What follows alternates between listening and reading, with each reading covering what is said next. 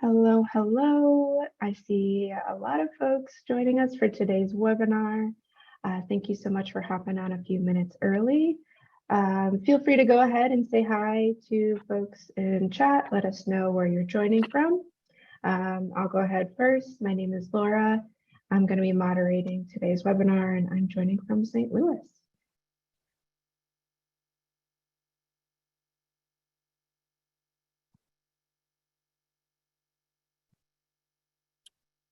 Laura, real quick question. Can you see your video on my slides, or is that taken off automatically? It's taken off. So okay, cool. All good. I put that there so I can watch Beth. Looks like we got. He tells me to slow down. Yeah, yeah.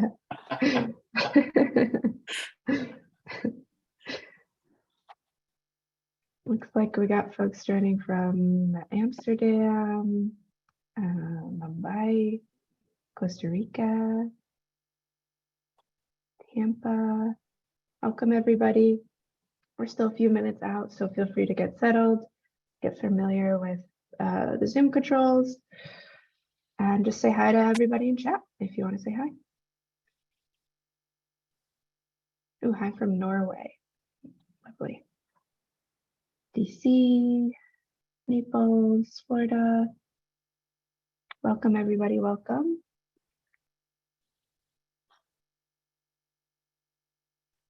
Howdy from the land of Hoosiers, Indiana, USA. That's where TW is joining us from, right? Did you say Hoosiers? Yeah. Nope. I'm in Illinois. Oh, I always get the two confused. little further west. Yep. Looks like we got folks joining us from Berlin. Welcome, everybody. Still a couple minutes out. I still see our attendee counter climbing pretty swiftly here, so we'll give it a couple minutes.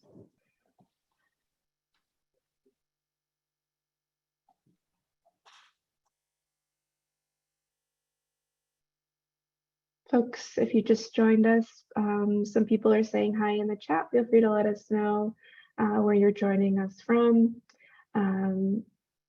We have chat in Zoom, and then we'll use the Q&A tab more for questions. So we'll just try to keep those two separate, because I know when we get webinars like this with so many great folks, it can be kind of noisy in the chat. So we'll keep all of our questions separate from that. Hi from Tempe, Arizona. Oh, some more folks from the Netherlands. Great to see a European crowd. I know it's kind of late for you guys, so thanks for joining. Canada.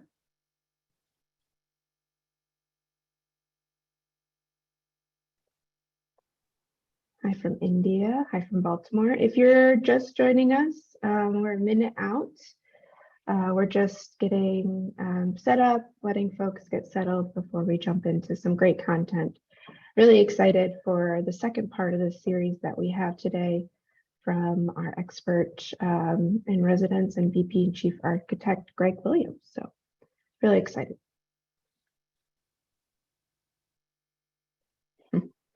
North Carolina representing, and Jose. Ooh, New Zealand. Welcome.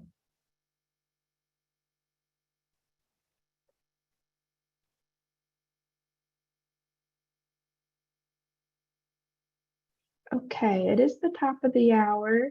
I'm going to give us one more minute before I kick things off. I still see our attending counter is climbing and climbing. Climbing rapidly still. Yep.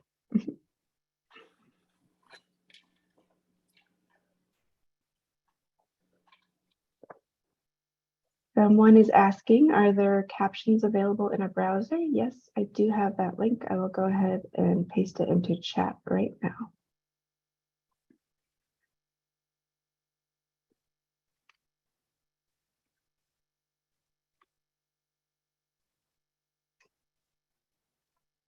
And someone asks, are you muted? Yes, in Zoom webinars by default, everyone is muted, so no worries there.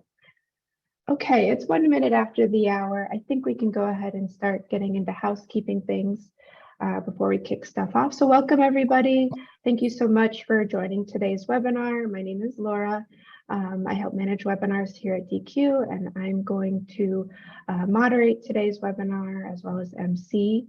So before I pass it over to DW, our presenter, I just want to take care of a few housekeeping things. First, this webinar is being recorded. We will send the recording and the slides and any other resources we mention in today's webinar in an email afterwards. So please keep an eye out for that. Secondly, we do have live captions brought to you today by 3Play Media. They are running in Zoom, and then I also pasted a link if you prefer a web browser version of those in chat. And then lastly, we're going to try to save the last 15 minutes or so for questions. So please use the Zoom Q&A feature for those. And I'll be sure to relay those to Greg Williams, our presenter, at the end. So with that, I'm going to go ahead and pass it over to you, GW, to kick us off. Thank you very much, Laura. I really appreciate that. And thank you very much, Beth, today for our ASL. Welcome everybody this afternoon. I still see the counter going up rapidly. What a great audience this afternoon. That's awesome. So if I can help just a few of you with anything cool through this, it'll have made my October. So thanks for coming and listening today. I'm Greg Williams. I'm Vice President, Chief Architect here at DQ Systems. And primarily what I do here is try to make sure that people have the right things at their companies to be able to, build a sustainable accessibility, the right things. That could be a program or a center of excellence, whatever it is you like to call it. But we've noticed over years and years of consulting with hundreds of companies that there's some foundational pieces that people need to make accessibility work in their environments. And so I started with this series after AXCON and had an initial look into these 5 things. And this presentation today is actually going to be the second in that series. So in the first one, which was championing accessibility and fostering systemic change, we covered number 1 of the foundational 5, as I like to call them. And so today we're going to cover number 2 and number 3. Number 2 is the time to practice. And number 3 is the training that you'll need. So under time to practice, we'll talk about what that actual time is. How much time does it take to get a team to a sustainable point? What activities you have to undertake? What are some hints that can help you to move a little more quickly in preparing for that time? And then under the training, we'll talk about different training types, the learning types that you have to deal with, but just things that can help prepare your organization to practice accessibility, realizing that not everyone in your organization needs to be an accessibility expert, which is a very important thing. And then number 4 and number 5, which number 4, very important, which is the automation and tooling that you'll need to practice accessibility. Number 5 is ongoing expert resources of some type. We'll cover those probably in the November timeframe, maybe early December, but Laura will get back to you when we bring that one out. If you did miss the first presentation, it is out there available on dq.com. And so I urge you to go back and check that one out. I'm going to make the assumption that you've been successful at number 1, which is basically building your business case and building the inclination or the mandate, more likely, from your C-suite or from your compliance and regulatory folks to actually build accessibility.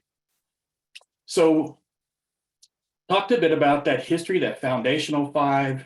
Again, I'm going to assume that the business case is there and assume that the leaders who need to approve this money and time and strategies have done that and taken care of that. So what are your next steps that you're going to have to take care of? And again, these next 2 things we'll talk about, time and then education. And as Laura said, we'll try to leave about 5 minutes, maybe 5 to 10, maybe 15 minutes, hopefully, for some questions here at the end. So please be sure to put your questions in the Q&A.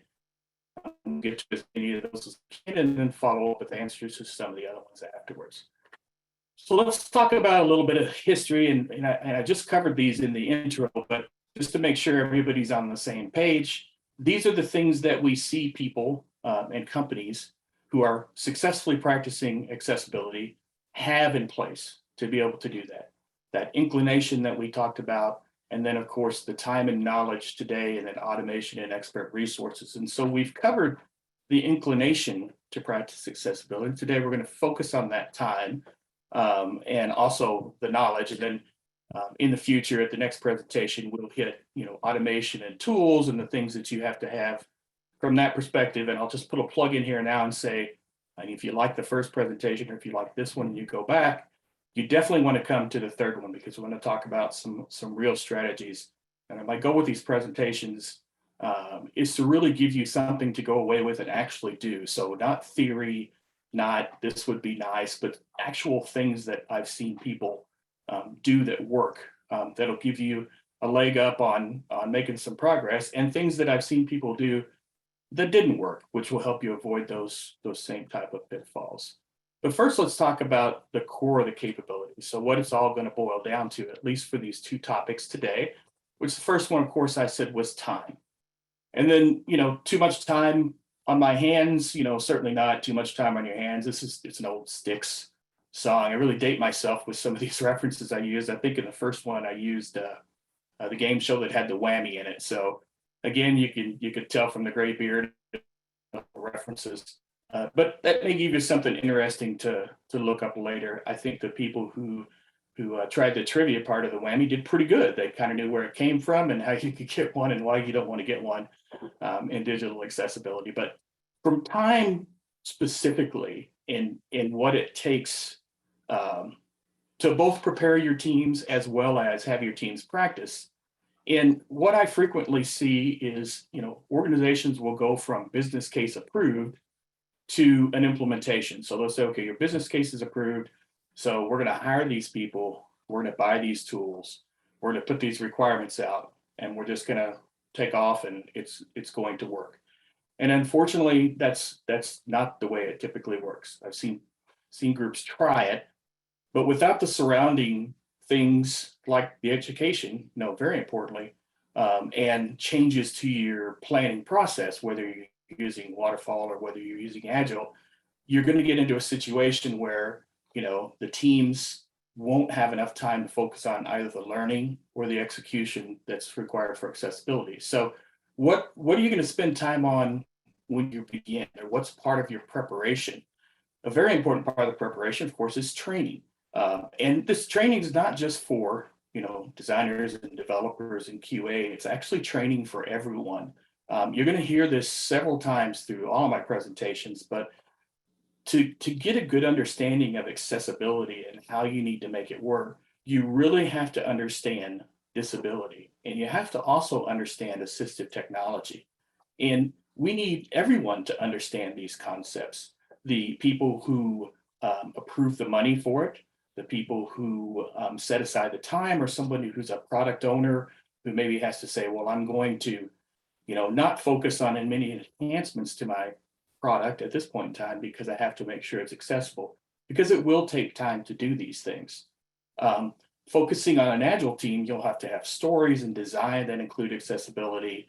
The developers are going to have to learn some new tools. They're going to have to learn some concepts. The concept is that how do I code in my particular tech stack in an accessible manner? And then QA, certainly they're going to have to update their test scripts, and they're going to have to execute some additional tests, as well as learn some additional things. So if you're going to do a screen reader test as part of your overall covering all of Web Content Accessibility Guidelines A+AA criteria, you're going to have to know how to use a screen reader, which also takes time to learn how to do. So, lots of spare time. This comes back to, and this is your personal challenge. And if you can find somebody who can, now they have to be telling the truth, of course. If you can find somebody who comes back and says, wow, I just don't have enough to do in my organization, in a well-functioning development team, I'll challenge you and say you're probably not going to be able to find them, or you're probably not going to have a product owner that says, It's a good thing you brought accessibility to me, GW, because I had some people who just didn't have anything to do. I have not seen that be the case, because typically, you've got some very well-trained people, you've got some very aggressive and motivated people in these organizations who are doing the right thing. They're taking all the time to try to enhance products and services, and therefore enhance the business or the lives of their customers, or whatever it is, whatever benefit it is they're providing. But if everybody's already busy, which they probably will be, so we'll kind of make an assumption there, something's going to have to give. And you can't just shove accessibility in and say, okay, here are your sprints all the way planned, but I'm going to put these accessibility requirements in. I'm not going to give you any more time. I'm not going to give you any more people or any more tools. I just want you to make sure it's accessible at the end. And this is what people love to refer to as a unfunded mandate. So you've mandated that they produce accessible content, but you really haven't given them a chance to succeed in it. So make sure that when you're asking them to do this, you've given them the resources they need to do it. And be transparent about what that's going to be. I'm going to share some numbers with you in a second, which might be a little shocking to you, at least from the beginning, but this is the reality. This is what we've seen. And this is the thing that we, basically as a company here at DQ attack to greatly reduce the amount of time that it takes to produce accessible code. And that also means to test it and to fix issues you have in it, and all the other things related before you put it out there for your customers to use. And then be prepared to lobby for your partners' time and focus. And partner in this instance would be these teams who are developing content. So you're transparent and say, here's what I need you to do from a accessibility standpoint. Here's some tools that can help you. Here's some training that's going to help you. Hopefully, you're going to buy those tools for them, maybe centrally for the company. And hopefully, you're going to fund that training. That's another no, is to say, well, here's some things you can have, but I'm going to charge you money. So there's a lot of little nuances in the way you do it. But these things, making sure there's no unfunded mandate, making sure you're clear about what this is actually going to cost so they can set their expectations, and making sure that they understand all that, very, very important. So why is it very, very important? Because when we think about really how much time this is going to take, these are the numbers I was referring to just a minute ago. The studies that we've seen will show that if you've got a team that's just beginning, maybe they haven't had much training yet, maybe they have some tools, but they're not sure how to use them, or they're not integrated with the rest of the tooling suite that people are using, whatever that happens to be, they could take, 12 to 15% of their software development lifecycle time just to practice accessibility, which is an incredible hit. If you go to any product owner today and say, your product's central to the success of our company, I'm going to take 15% of your time away and still expect you to help us succeed. They're going to have a fit, right? That line of business is probably going to have some objections and say, how in the world do I continue to lead you if you continue to take my time away?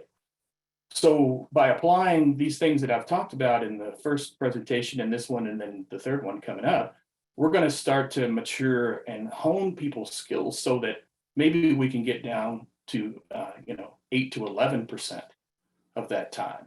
Or I'm going to add automation and tooling, which is a tremendous leap forward in the amount of time that it takes, and the reduction of time that it takes to do your job in this space. So maybe 5 to 7%. And then we see companies now who are fairly mature, they have automation in place, the right people have the right training in place, the company understands the importance of accessibility, they understand the importance of funding it as an ongoing program, they get down below 5%. In fact, we've seen a company get down to 3%.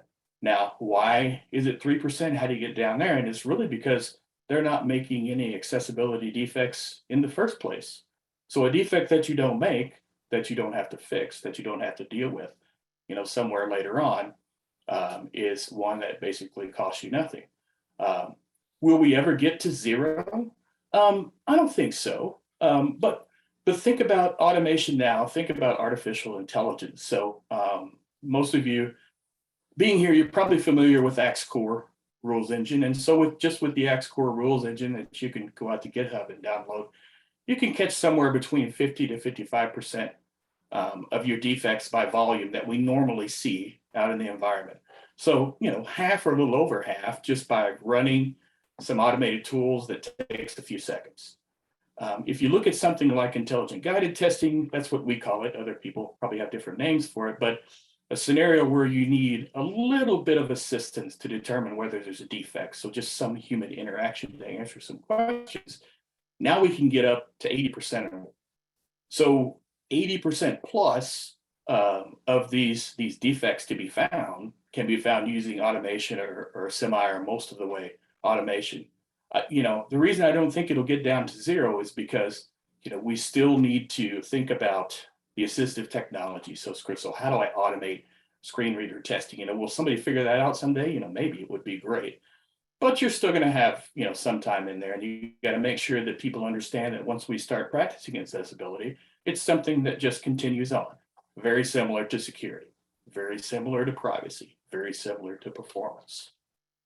So let's talk about some of the things involved and that you can target initially to make sure that you're spending your time, in the right manner as you start off. So talk a little bit about sprint planning. And I'd like to throw in, I think the last time I threw in risk management. So these are things that are not, related to or driven by accessibility, but they're things that impact your success to a very great degree. So in the first presentation, we talked about risk management and how you can use that to succeed.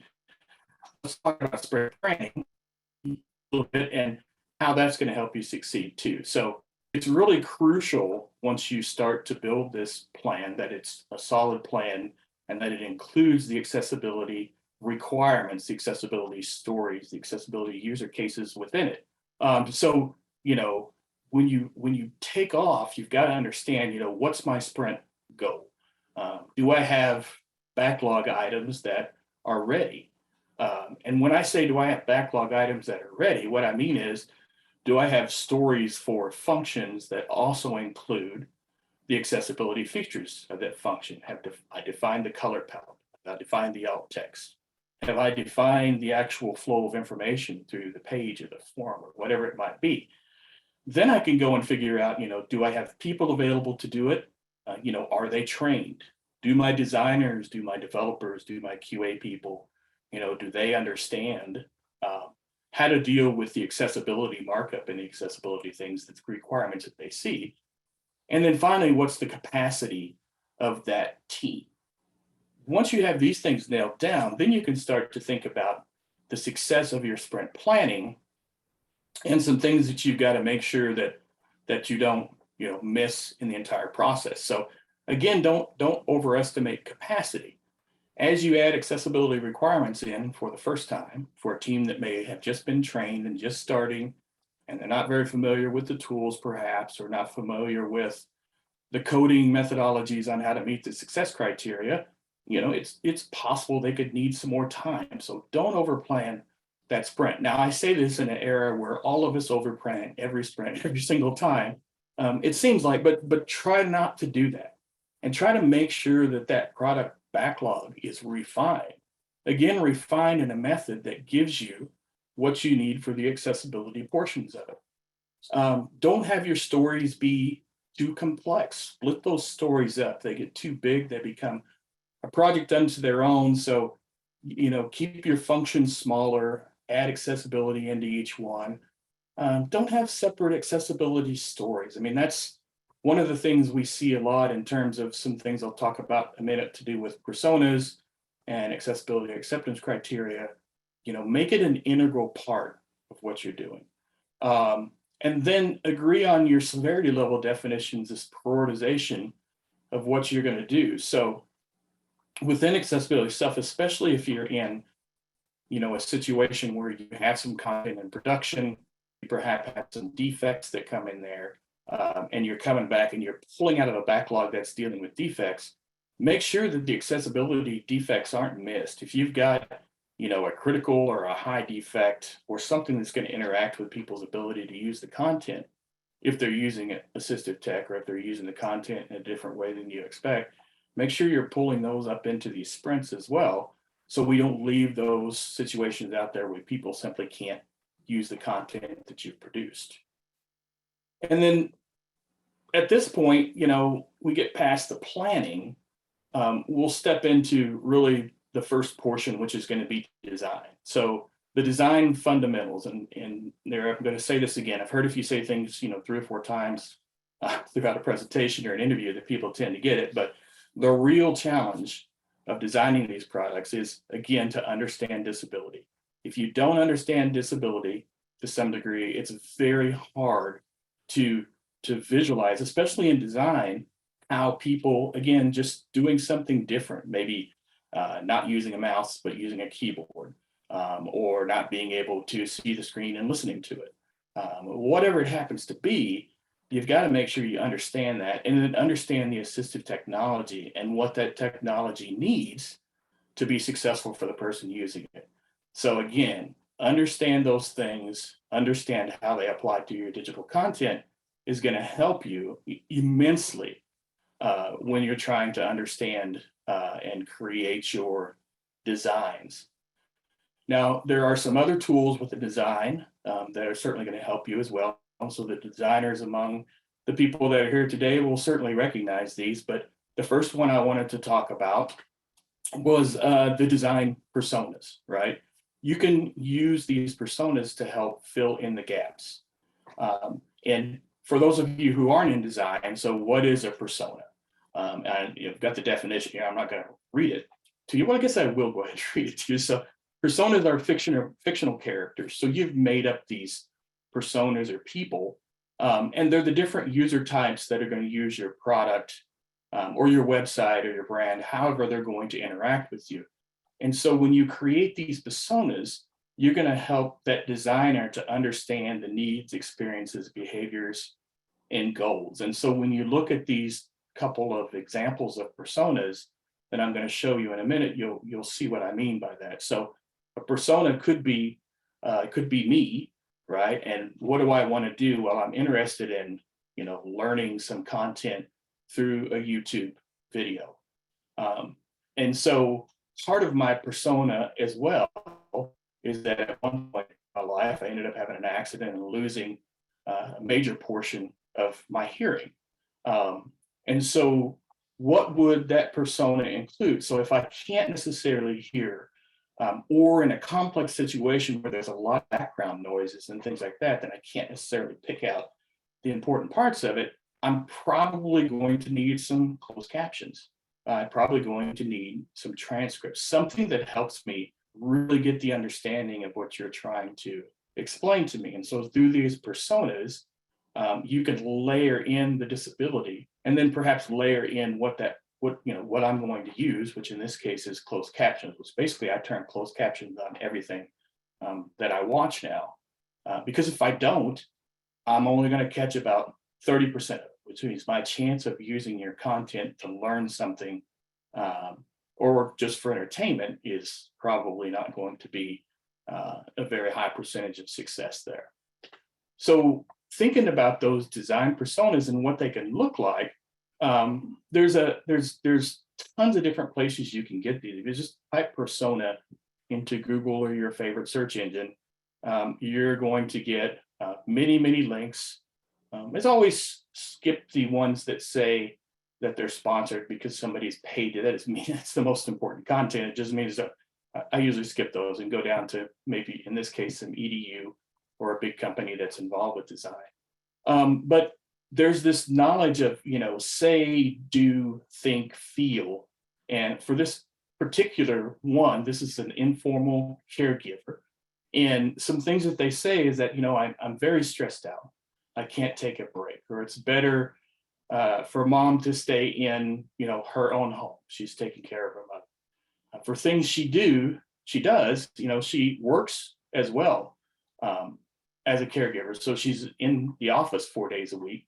She does administrative activity, collects medication, things like that. And so from the perspective of think, what does this particular persona think? So who can I contact for help? Why don't professionals take care of my mother more? Or, I can't bother my sister because she's so busy. And then finally, from a feel perspective, she's, annoyed with the phone calls she gets during the day because it's taking her focus away from what she wants to do. Or she feels overwhelmed by just the amount of things to take care of. So I could have given this persona a name and just told you that, I work with her in the office. And by the way, she takes care of her mother, and stopped. But is that really going to give you a good picture of what her life is really like and what she really needs and the types of things that we could really do from her from a service and product and assistance perspective to help her? No, it's not. So these additional pieces of information, certainly can help you understand if this person were taking a journey through your content for whatever reason. These are the types of things that can help you, define that journey and make it, a remarkable journey versus just a journey that kind of works, or maybe a journey that doesn't work at all. Another persona to think about, and in this case, we're going to think about some disability. So this persona is Malik, and Malik lost his sight as a child, and so now he uses screen readers and haptic feedback. And this is how he gets his input from the content that you're providing. So if you create some digital content and that digital content's not formatted properly to work with a screen reader, and let's say somebody in the content copied a table from Excel into a Word document and they had merged cells in it. And I think you all know what happens when you do that. You go through the same line, the same number of merged cells that you merge together. So you would have to hit tab, 18 times to get through the first row of the table. And that's a terrible experience. I mean, 18 times may be enough to get through the entire table itself, and it's just very confusing and doesn't work. So what does Malik need? He needs programmatic association in those forms, in the semantic values, in the source code, and all the other things that go with that. And what's his pain point? The biggest one is websites and apps that are incompatible with screen reader software. So I think it's very polite to call that a pain point. I would call it a source of aggravation or a source of I'm not working with this company because they're not thinking of me, because I know full well, and they might also know, that it would be easy to make this work for me. So things that you're not necessarily sure you're saying, or don't necessarily know that you're saying, that you really are, when you create experiences that don't, include everyone or include people who need this type of help. So in the end, Malik, he needs full support for assistive technology so the information can be given to him reliably and consistently. This persona, if you added that into your design, you're going to make very sure that it has the proper format, it has the proper markers and everything that's required, tab stops, what have you, navigation points, so that he can use this with a screen reader. And then probably in testing, you're going to go back and test it with a screen reader and make sure that it's a good experience, that it reads in the order you expect, that he's able to jump to the content that he needs to, just many different things that you think about when you think about how screen readers work. So I want to talk next about accessibility acceptance criteria. So accessibility acceptance criteria, basically, this is your description of the state of your content. This is going to tell you the properties that have to be true about the page that you've created in order for the success criteria to be satisfied. Now, I've got a huge audience today, so I'm going to not try to use too many acronyms, and I'm going to go back and say, so web content accessibility guidelines 2.x, so 2.0, 2.1, 2.2, and we're working our way to 3.0 and probably the distant future. But each one of those has success criteria associated with it. And that's what these accessibility acceptance criteria are all about fulfilling, right?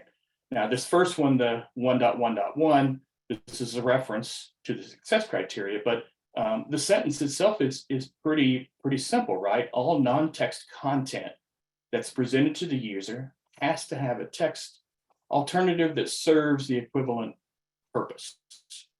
I'll stop.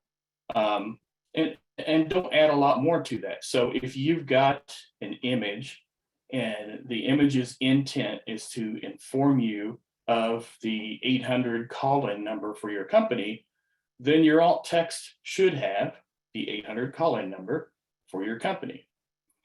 If you've got an image that is intended just to decorate the page or make the page look better, or sometimes you've mentioned something and so you decide to put a picture of it there, but it doesn't really convey any information to the reader other than just the picture, then it's decorative. And so you don't have to have alt text for that. So there's rules underneath this that are going to tell you what is and isn't included in this. It'll give more detail. However, if I go back to this simple sentence, all non-text content that is presented to the user has a text alternative that serves the equivalent purpose, you can see that that fits both the decorative and the informative image.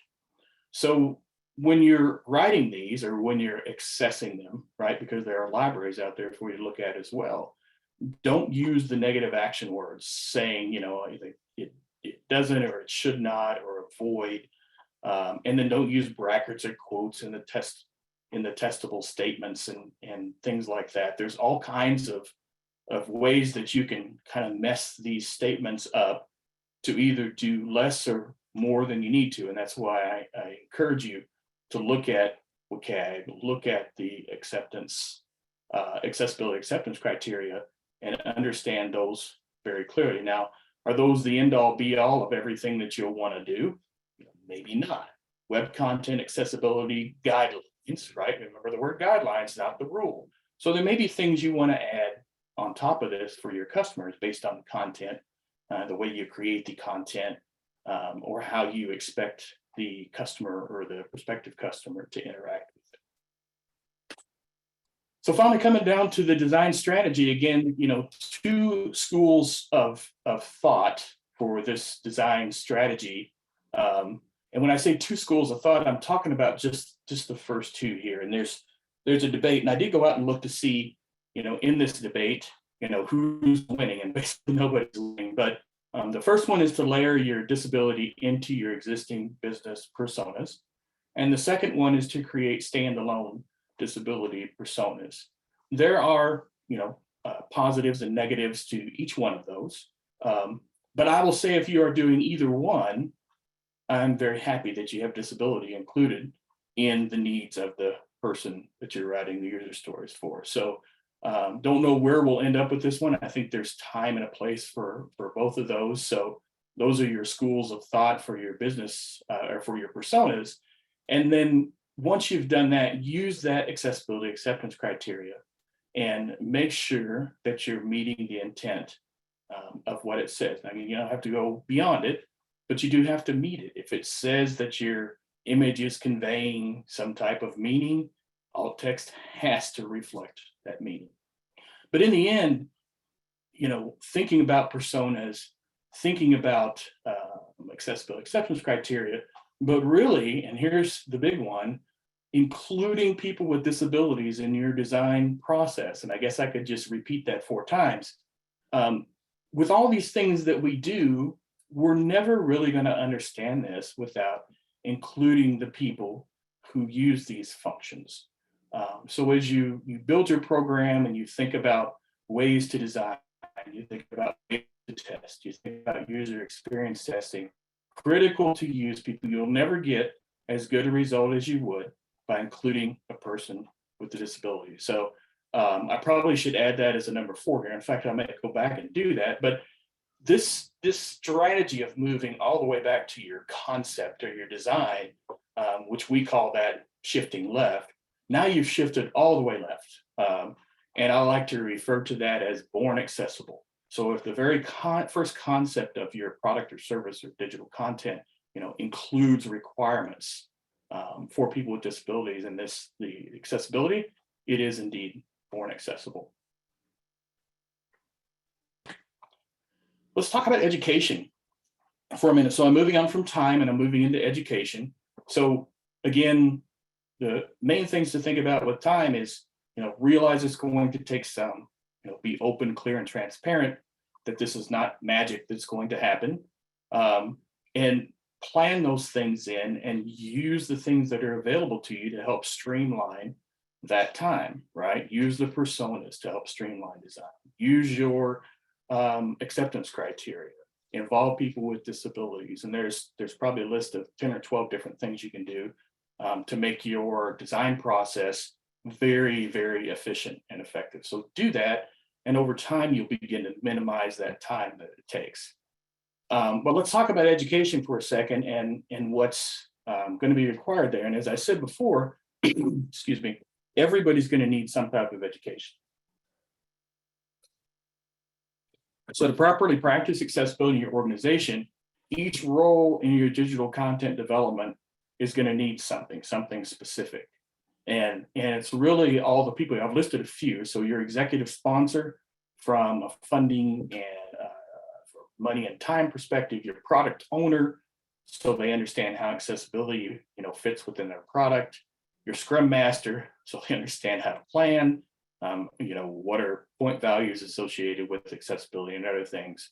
And then obviously your designer, your developer, quality assurance as well. So what knowledge will each of these people need? And I've listed some examples here, but there's a lot of stuff. I can't list everything here that people need to know. I will say that if you're a user of DQ University, there's some role-based training curriculums that you can see out there.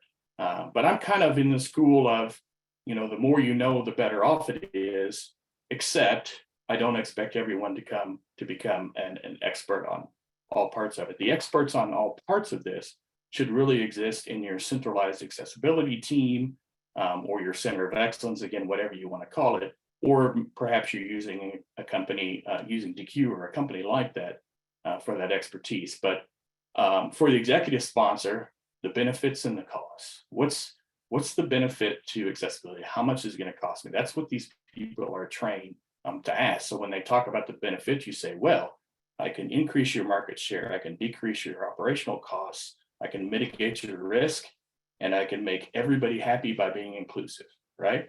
If those four things don't get them, not sure what's going to get them. Those are four very good things for any CEO to think about. Product owners need some disability awareness and design concept. Designers need, again, knowledge of disability, assistive tech, personas, the acceptance criteria. Developers need to understand coding solutions for the success criteria, test tools, things within your chosen technology stack that can be utilized and applied to accessibility. QA, also success criteria. They're going to have to use some of the assistive tech. So the hardest part about screen reader testing is learning to use the screen reader. If you don't do it every day, it's a little hard to do. And I see some people cheat because they watch the screen. I'd love to take a piece of paper and put it in front of their screen so that they really are using the screen reader to test. And then other people on the fringe you may not think about, but your legal and regulatory folks. So they need to understand the legislation, the jurisdictions, the legal precedents, the things associated with dictating how accessibility should be provided. And there's legislation all over the world that applies to this. Ensuring this knowledge is given to all of your teams is not going to be a small job. And it's not going to take probably a little bit of time, and it may not be cheap. So, I mean, if you think of how many developers some people have in their organization, say they may have, 600 developers, and we need to give them 2 hours worth of training. That's, 1,200 hours, right? That just comes out at probably $100 an hour. So anytime you train somebody, you're spending a significant amount of money. So you really got to think about how effective that training is, and how you're giving it to the folks to make sure that, they understand it, it sticks with them, and you don't have to repeat it. So just realize that every time you go back and train a large group consisting of tens or hundreds or thousands of people, there's a lot of company costs associated with that. So what about education strategies? Hold on just a second. I wanted to talk about learning styles first. Jump to. So Learning styles. This is another thing that as a technologist, you may not be aware of, but if you have your centralized team outfitted properly, you're probably going to have a communication analyst or a learning strategist, if not 100% on your team, at least attached to your team to help. But the different things that you can use in terms of those learning styles comes back to, are they a visual learner? Do they need, things like DQU diagrams, charts?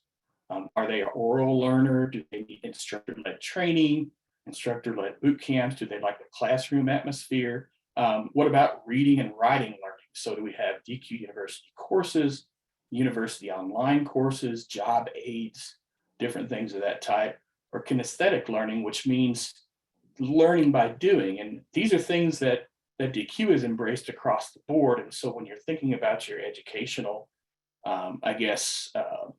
arrangement, or I'll call it your education architecture, you're probably going to have to provide some of each of these. So obviously for the visual portion, we have our online university.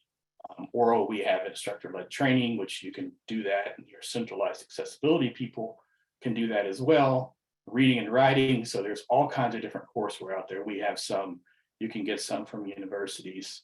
And then from a kinesthetic learning, so the coaching portion of that, after I've been to, say I've done a little of my self-paced training, and then I've taken a boot camp, which boot camps, I think, started back in the days before security, and it just kept going when we need to learn new things. But you've had those two. You understand your craft, but you haven't perfected it. So if we understand our craft, so I understand the basics of tennis, but I'm still not a great tennis player. What makes me a great tennis player? Well, a coach makes you a great tennis player. So in this case, coaches and embedding coaches, or embedding, experts on the floor, knowledgeable people in with your teams, are going to help them to really perfect their skill. And so our coaches help the designers and the developers and the QA people. They answer questions for the product owners, all these different things. But know about your learning styles, about, how these groups need to get this information. If you use this, it's going to help you tune what you give them, and of course, move faster in your education. But you do certainly need to do some audience analysis there, and then know what to apply and how to get it to them and where to find it, frankly, because sometimes these things can be a little hard to find as well. So what does it look like from an education strategy? And so I have a bar chart on this page, a bar chart and a line graph that you can't possibly read, but I just want you to see the major shapes within there. So this is an example of a program that we use to graduate teams to sustainable accessibility in about 3 months. The lines that you see are associated with time. So about every 3 months, there are 9 or 10 teams graduated to sustainability. That's this line that continues up here that you can see.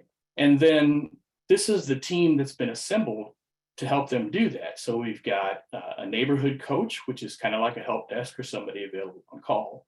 We've got a program manager, because in this particular instance, we needed an extra program manager. And then here are the coaches who are handling approximately 5 teams each during this 3-month training period. So that's the other part of this. When you think about, training, in this case, there's, I think, 39 teams to be trained in a 12-month period, but you may have 200 teams in your organization. So you're going to have to use strategies like this to be able to figure out what it's going to take to do it, what are the teams that you're going to need to do it, what are the roles that you need to do it, and again, base that back on some of the learning strategies and how people like to learn, and you'll be most successful in this space.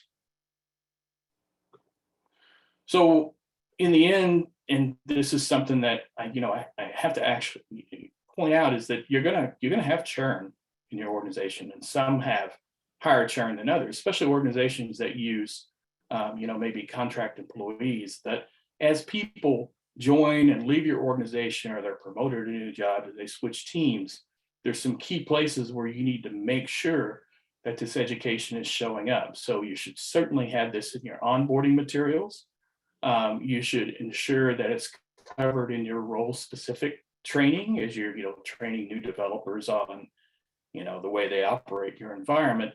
And then you also want to make sure that awareness is something that is frequent and presented to the new team members. So go back to when I talked about the need to understand, again, this is the third time, so I'm done, the disability and assistive technology, and finally accessibility, and make sure that those people understand disability too. So what can you do from awareness? There's a lot of different things you can do. Presentations, people with testimonials, you can do awareness labs, many different things of that type. I did want to go back and hit one more thing from part number one, because again, it's about awareness and we talked about it before. So this will be the fourth time. So now you're certainly going to understand at this point, but just a little bit so you've got some awareness campaign activities in mind. So these labs, which can be virtual or physical, we did a number of these virtually during COVID. Now we're going back to, Glenda tells me we're opening up for physical now to go back and do those labs again. Coordinate communications with accessibility holidays. So October's Disability Awareness Month. December 3rd is International Persons with Disabilities Day, and GAD, Global Accessibility Awareness Day, is May 18th in 2023. So time your information and your communication in these things with these other activities.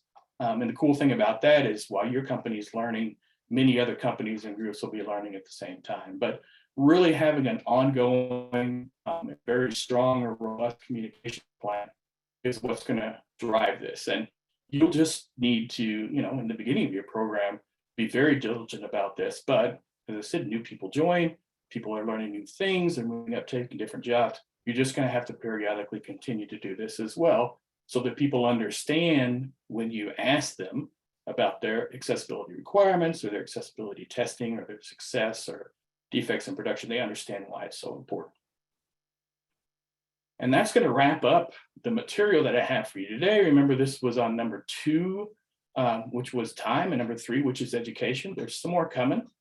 Do want to thank both Beth with our ASL and 3Play Media for the closed captions today. And now we will jump to questions, Grace. Awesome. Great job, GW. Thank you. Everyone's loving it in chat. So oh, good. I will go ahead and dive into some questions here. So we had someone ask, how would you recommend folks write, for example, a JIRA ticket for developers so they can read it, understand what to do during the sprint?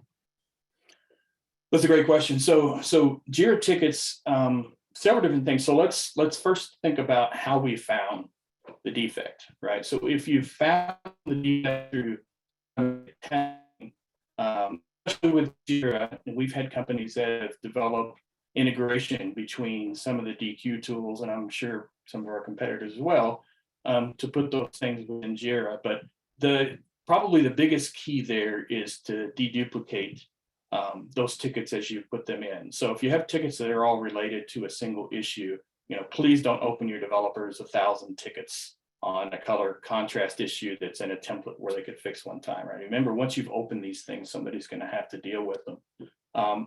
But from whatever method you've used to locate it, if it's a tool, again, you're probably going to have references from WCAG. You're probably going to have references from your internal standards. But then once you get those references in there and perhaps some links, really explain what you expect the person to be able to do as well, because sometimes we list the success criteria or we list the acceptance criteria, but it's better to say, here's what this person's actually trying to do. They need to fill out this particular, or let's say they're trying to answer a question, but you've put the answers, which are all 3 sentences long, and there's 6 answers.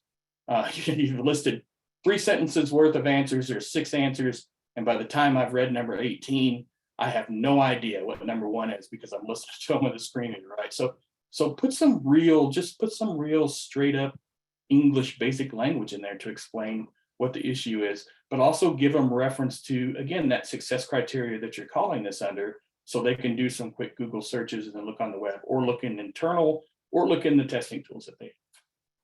more information, the better on those. And again, please don't open duplicate tickets. That becomes a mess. Awesome, thanks. On the same topic of handling tickets, how would you handle tickets that are in progress during a sprint that were not resolved when the sprint ends? So when you get to the end of your sprint, and let's say you're practicing pure agile, right? So you're going to actually put something in production. Depending on how you've written your policy for your company. So a policy is something that really governs everything else you do. And the policy may say, we don't want any critical or high impact defects in production because it's going to keep somebody from doing something. So when you get to the end and you've got these, you need to prioritize them based on impact to the user. And then you've got to make some risk-based decisions, right? So somebody has to make a decision and say, based on this impact, I put this back in to the backlog, knowing that it will be picked up in the very next sprint, right? That could be maybe a major issue.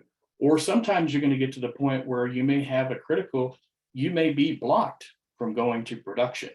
But to do that, again, I mean, blocking something from going to production is a big issue. So make sure you're thinking about what the user impact of that is, and also what the impact of that particular part of the page is to someone. So you could have a major issue in a part of the page that's not core to functionality.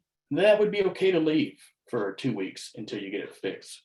So prioritization, think about the real world timing, think about the real world impact. Not everything has to be fixed at once.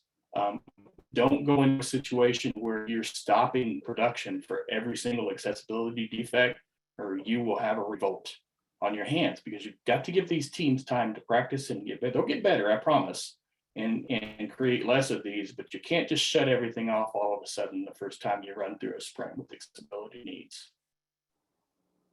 Hopefully that helped. Yeah, that's a great answer. Thanks so much. So this is a really good question. I know this kind of goes back to the first part of the series that we did, talking about how to get executive buy-in and how to make accessibility a priority at your organization. But I think it's worth repeating. Someone asks, what do you do when the company you work for only wants to hire one accessibility specialist or engineer, and they want that person to own the whole process and doesn't want to invest in training for the whole company? Well, there's a lot of things I could say to a person like that, who is down to that. So situational dependence, I think there's some strategies that you could use. I mean, number one, you just have to flat out say, I mean, with one person, you're just not going to make progress. Or go back and show them, say, okay, I'm one person. Let me walk you through our 5,000 pages of content, and then make them look at 5,000 pages for the next 2 hours. You can make them be embarrassed about what they've said, honestly. Or luckily, if your company motto is something like there when you need us, just send them an email and say, I really feel like it's there when you need us, except for the 20% of the population who might need assistive technology, right? I mean, I'm not telling you to go call your CEO on the carpet, but there are lots of studies, there's lots of information on the internet, there's lots of information you can get from us here at DQ. I mean, frequently we'll go in and do an analysis just because we're helping people make the case for a larger team. And we do that by showing level of effort. But we also do that by showing level of benefit, right? And if you go back and can show them that, again, I'm going to reduce your risk, I'm going to increase your market share, I'm going to reduce your operational costs, and surely you can afford to hire more than one person to do that. But I could put 30 people there and still come out with a positive return on investment. And I forget who said it at the last AXCON, and they said, accessibility, it's just the right thing to do. And it is, but there's still going to be somebody who asks the money question, right? Those people are always there. I don't want to say they don't care. I think I'd like to choose to say that they don't understand. Sometimes they really don't care, but I'll just choose and say they don't understand. So it's up to you to help them understand. And if you need help doing that, call, a company like DQ, shoot somebody like me an email, right? Lots of blogs and things out there that can tell you how to do that. So we could point you to some good information. I'm sorry if that's your actual situation. That's a tough one to be in. Thanks so much, GW. That's a great answer. Kind of switching gears here a little bit. So you talked a lot about like building awareness and really talking about how people can learn about what it's actually like for people with disabilities to use the web. But say you are building enterprise sites and applications and you want to find employees with disabilities internally at your organization. How do you do that usability testing without running into the territory of HR and accommodations? So let's see, and this is kind of a common one that comes up too. So I'll say that for me, I don't think you can ever understand what it's like for a person with a disability to use a website. We can kind of feel it. You just can't, there's no way to really understand that unless you lived it. But we can show the impacts, right? And we show the impacts of doing that. So people with disabilities in testing, lots of different strategies to do this, and it doesn't have to be inside of your company. So there are many universities across the United States. All of them have some type of an office, diversity inclusion office of disabilities, that you can contact and you can offer, paid sessions. College age people will, for some soda and some candy and $100 bill, they'll come in and test the user experience or design or whatever. So go after that. Internal to your company, as you have these awareness events, have a lab, have somebody present, or use your company newspaper that comes out once a month. As people see these articles and they realize that their company is getting serious about disability, a lot of times they'll step up and say, hey, I want to help. Don't just walk around looking for somebody with a cane or a wheelchair and say, hey, come help me. Just let people come to you, but people will come to you if you stress that this is important to the company. Diversity and inclusion is important to us. We realize that there are additional things there. We know that we really don't know exactly what it's like, and we'd love to have some people help us. Sometimes it's just as simple as putting something like that out there, and you'll see. Well, certainly, I saw that. I used to work in a Fortune 40 before I came here to DQ, and I saw that there.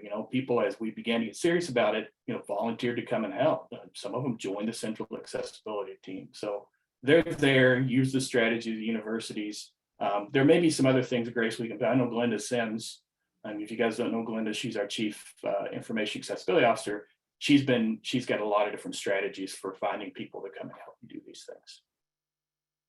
Awesome. Thanks, Greg. I think we have time for one more question here. So this is a really good one focused on the training aspect that we talked about today. So what if your company has many fractured smaller orgs within it, and accessibility as a whole is not streamlined, and there are different priorities due to consulting or stakeholder needs in different organizations? Oh, I love that one. Every day a company will come to me and say, I couldn't possibly do this. My company is fractured into all these different political divisions. Everybody's company is fractured into all these different political divisions. And the simple answer is to divide and conquer, form allies in the groups, look for opportunities within the group. So maybe you've got some of the divisions that are focusing on an important business prospect. That means if they don't get the business prospect fixed, the company's going to fail. Probably not the right people to approach for accessibility right now. You have another part of the company who says, hey, we're going to rebrand our digital storefront and we're going to improve our flow. What a perfect time. Anytime you can introduce digital accessibility into an already funded initiative, that's the perfect situation, right? So look across your company and find you don't have to fix everything at once. A real interesting trick to thinking from a priority standpoint. So maybe you think, well, what's the thing that's most important to the company? Maybe I should start with them first. There's a thing called a disaster recovery plan that every company has. And that just means that, if your building gets blown away or whatever, this is how we're going to put our critical services back in place.